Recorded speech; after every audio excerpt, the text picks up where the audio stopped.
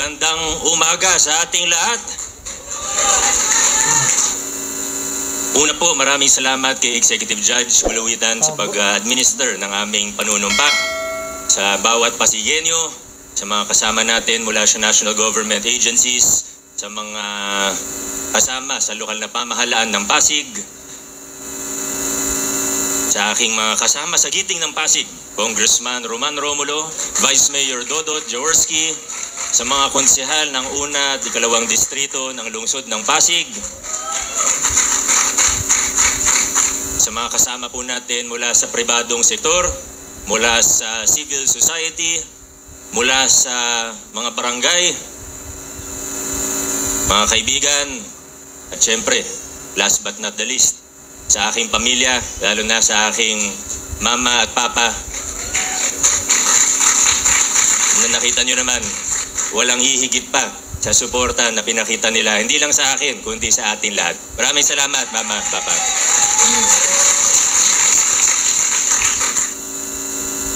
Kakaiba itong pinagdaanan natin noong 2025, ano? Grabe yun. Noong 2019, nag-umpisa po tayo, lumaban tayo, sinubukan natin tumayo sa prinsipyo. Maraming nagsabi sa atin, sa amin, ni Congressman Roman, na imposible ang gagawin ninyo. Kung gusto niyong magkaroon ng tsansa man lang, kailangan gumastos din kayo. May mga nagpakita sa akin, mga batikan, mga dating politiko, mga political operator, alam niyo na po yung ibig ko sabihin, lumapit po sa amin, sabi nila gusto namin ng pagbabago.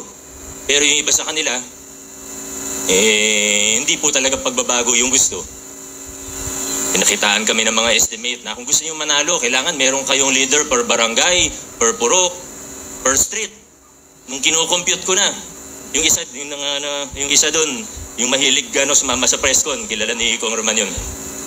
Kakampi daw namin, pero ito yung ginagawa nun. Sabi, itong breakdown, conservative na to, sabing ganun.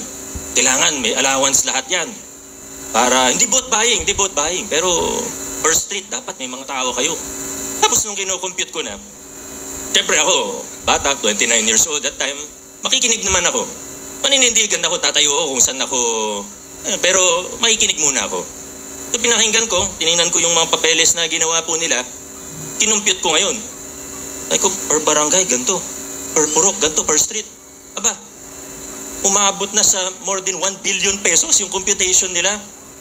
Sabi ko, saan naman nakukuha ng ganyang pera? Sabihin na natin na gagawin ko. Saan naman nakukuha ng ganyang kalaking pera? Sabi sa akin, kami nang bahala sa fundraising. Alam na. Sa madaling salita, tinanggihan natin yung ganong klaseng luma o tradisyonal na estilo ng politika. Kahit sabi ng marami, imposible. Sabi ng iba, siraulo kayo. Hindi mangyayari yan, hindi kayo mananalo. Long story short, alam naman po natin ang naging resulta. Nung nanalo na, ganun pa rin. Maraming nagsabi na gusto namin ng pagbabago. Maganda yan. Nagawa natin, 2019, nagpalit ng administrasyon. Pero, ayan na. May nalalapit ng mga kontrata, may nilalapit ng supplier, may nalalapit ng mga politiko. Nung sinasabihan na hindi pwede yan kasi totoo yung pagbabago natin, malinis, maayos, tapat na pamamahala ang gusto natin. Isa-isa na po silang nagsialisan. Kilala niyo naman po kung sino-sino sila. 2022, kahit pa paano medyo nasala na ang mga kasama natin. Pero medyo nagdududa pa rin yung iba. Sabi, nanalo ka na ng unang term. Pero para magtuloy-tuloy, para matapos mo yung 3 termino mo, ay kailangan, siyempre, yung mga konsehal, kailangan ituloy yung mga lumang kalakaran. Kundi, wala nang susuporta sa yung politiko pagdating ng 2022. Kaso mga kaibigan, ang puhunan po natin dito sa laban na ito, siguro konting galing, konting talino, pero ang totoong puhunan natin dito, paninindigan, ang ating katapangan, ang ating tigas ng ulo. Yan ang totoong puhunan natin dito. At buti na lang may mga kasama tayo na naniniwala sa vision natin, buti na lang may mga kasama po tayo na nagbigay sa atin ng lakas ng loob. Una na po dyan, alam ko kahit di ko nabanggitin, pero kailangan pa rin pong banggitin. Hindi ko po ito nagawa. Hindi ako nagsimula sa laban na ito, kundi ako binigyan ng lakas ng loob ng isang Congressman, Roman Romulo.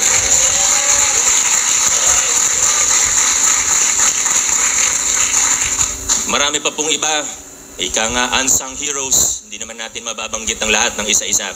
Pero noong 2022, eto na, nagkaroon tayo ng lineup na buo ang unang edition ng Giting ng Pasig. Simple lang naman ang requirement natin. Kailangan naniniwala sa direksyon na tinatahak natin ngayon bilang isang lungsod. Yung hindi tayo ililigaw, yung mapagkakatiwalaan natin. Swerte po ako dahil nakahanap ako ng mga kakampi. Ang hirap maghanap, sa totoo lang. Hindi ng supporter, no? Pero yung mga kakampi na tatayo kasama mo. Sa konseho, lalo na para Vice Mayor. Mula 2022, kung noong 2019 to 2022, malalaki yung pagbabago, yung pinakamalalaking form ng korupsyon, natanggal natin. Pero mula 2022, napakita natin na posible rin ito hanggang sa sanggunian panlungsod. Vice Mayor Dodot Jaworski, maraming salamat. Ganon din sa ating mga konsehal. 2025, ganon pa rin po. Dumami na ang naniniwala, dumami ang sumusuporta, pero may iba na kinakabahan pa rin papunta sa ikatlong termino natin ng pagbabago. Nung malapit na ang filing, nung nakikita na grabe gumastos yung iba, may mga tumawag sa amin na kahit mula sa ibang LGU na nag-aalala para sa atin. Kakayanin niyo ba yung gastos? Handa daw gumastos ng 2 billion, totoo ba yun? Handa daw gumastos ng 4 billion, totoo ba yun?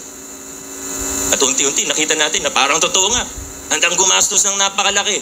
Handang manira, handang magpakalat ng fake news, disinformation, handang magbayad ng media, handang gawin ng kahit ano, maibalik lang tayo sa lumang kalakaran. Pero sa dulo, pinakita ng mga Pasigenyo, sa tulong ng Diyos, nasa ating lungsod, ang magwawagi ay ang katotohanan at kabutihan.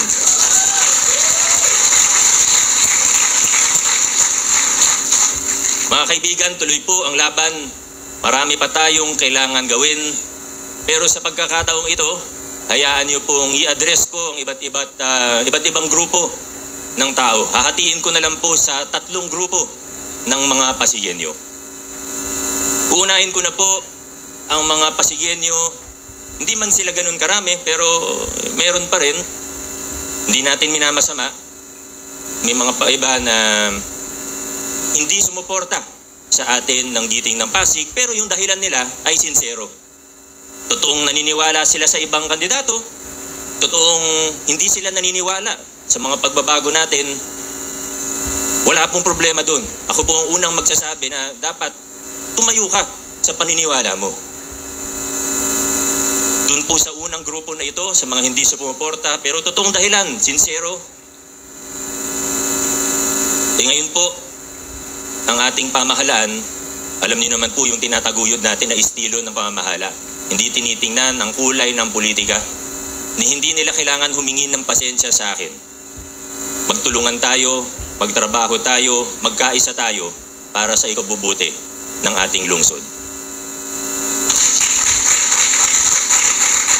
Ngunit meron din pong ikalawang grupo ng mga Pasigenyo. Di ko alam kung mas malaki o mas maliit ito dun sa unang grupo. Pero meron pong mga hindi sumuporta sa iba kahit na alam nila ang totoo. Meron tayong mga nakita na alam nila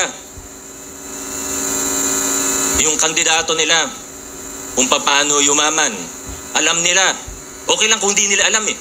Alam nila kung paano yung kalakaran na ginagawa para makakuha ng malalaking kontrata sa nasyonal na pamahalaan. Na pinakita pa sa kanila yung mga sasakyan na sinabihan sila na ito binibigay namin sa mga congressman ng ibang distrito at mga party list. nakita nila, narinig nila sa sarili nilang mata at tenga kung magkano yung mga kickback na binibigay sa mga politiko. Pero yun yung pinili nilang suportahan. Muli po, kung hindi nila alam, okay lang po sana. Kaso, ang problema, alam nila. And that says more about them than it does about me. Sa mga taong ito, hinihikayat ko po sila na mag-isip-isip na po ng maigi. Baka hindi pa huli para sa kanila.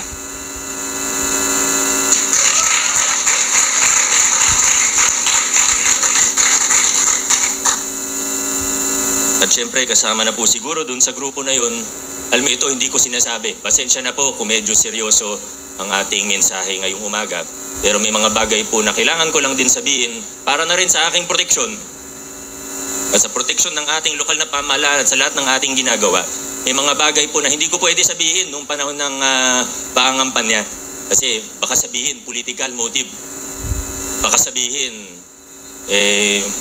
siyempre, pagka political season, mahirap magsalita kasi sabihin political lang yan. Ngayon, wala nang politika. 2028, hindi ako tatakbo. Ngayon pa lang, sinasabi ko na sa inyo. Kaya malaya akong gawin kung anong tingin ko ang tama. Hindi nyo masasabihan na may bahid ng politika. At yung hindi ko masabi nung campaign period, na ngayon, pwede ko na pong sabihin, sa lahat ng aming katunggali, we extend a hand of peace. We extend a hand of unity. Kung maaari, magtulungan tayo para sa ikagaganda ng ating lungsod. Ngunit,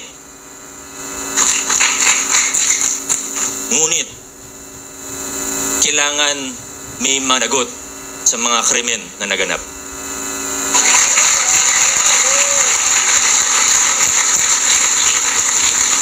Una na po dyan, nag-viral lang yung building permit na yan pero hindi naman yan yung talagang problema. Yung bilyon-bilyong piso ng buwis na utang ninyo sa nasyonal at lokal na pamahalaan, bayaran ninyo.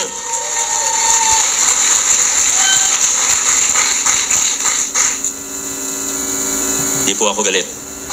Nagpapaliwanag lang. Tatayuan po natin kung anong tama.